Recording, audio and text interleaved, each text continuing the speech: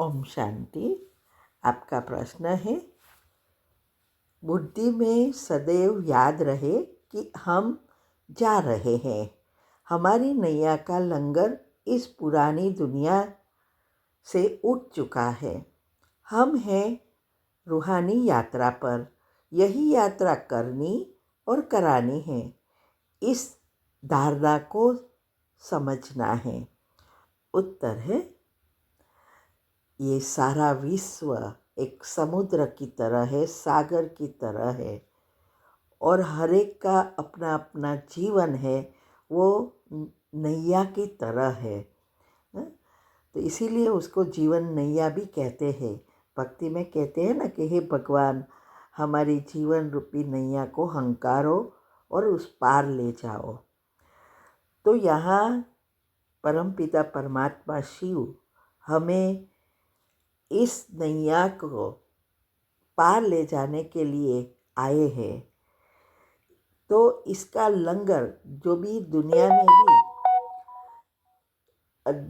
सागर के कंठे पर बड़े बड़े जहाज बांध के रखते हैं, या छोटी बोट भी होती है नैया, वो भी बांध के रखते हैं। वो जो लोखंड की चीज़ हैवी होती है उसके साथ बांधते हैं, उसको लंगर कहा जाता है। जब तक वो उसे छोड़े नहीं, लंगर को निकाले नहीं, तब तक नैया वहाँ से खिसक नहीं सकती। तो जब नाविक होता है, उसको नैया को सागर के अंदर ले जाना है, तो उसको और उस पार जाना है, तो वो लंगर को निकालना पड़ता है। ऐसे ही शिव बाबा हमें कहते हैं कि हम अभी भगवान के बच्चे बने हैं।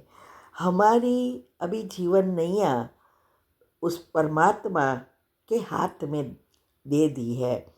वो हमारा नाविक है, माना हमारी नैया को चलाने वाला है। तो लेकिन लंगर तो हमें उठाना पड़ेगा ना। तो माना हमारी मन बुद्धि को इस सागर के कंठे पर, अर्थात इस दुनिया से निकालना पड़ेगा, डिटेच होना पड़ेगा।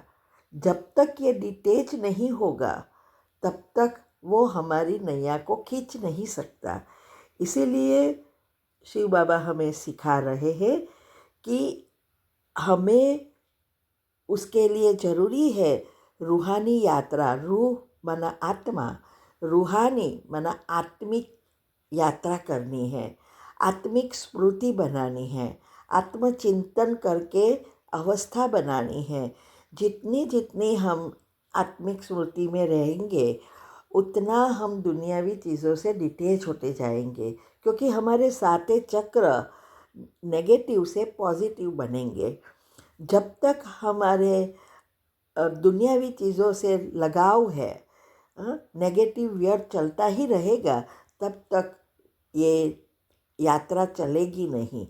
तो इसीलिए बाबा कहते हैं, जितनी हम आत्मिक स्मृति में रहेंगे, आत्मा की यात्रा करेंगे, उतनी हमारा लंगर उठता जाएगा। और जब हम कंप्लीटली डिटेच होंगे, तभी हमारी नैया पार ले जा सकेंगे। तो इसीलिए हमें खुद को करनी है वो यात्रा, और औरों को भी ये सिखानी है। खुद को लेके नहीं बैठ जाना है।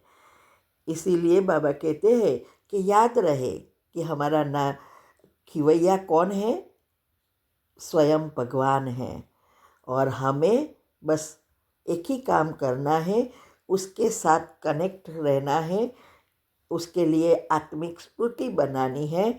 जितनी जितनी आत्मिक स्मृति बनेगी, उतना देह अभिमान खत्म होता जाएगा, इच्छाओं से पार हो जाएंगे, बुद्धि शुद्ध पवित्र बनेगी। उतना हम मन बुद्धि से, दुनियावी चीज़ों से डिटेच होकर एक के साथ कनेक्ट रहेंगे। ठीक है। ओम शांति।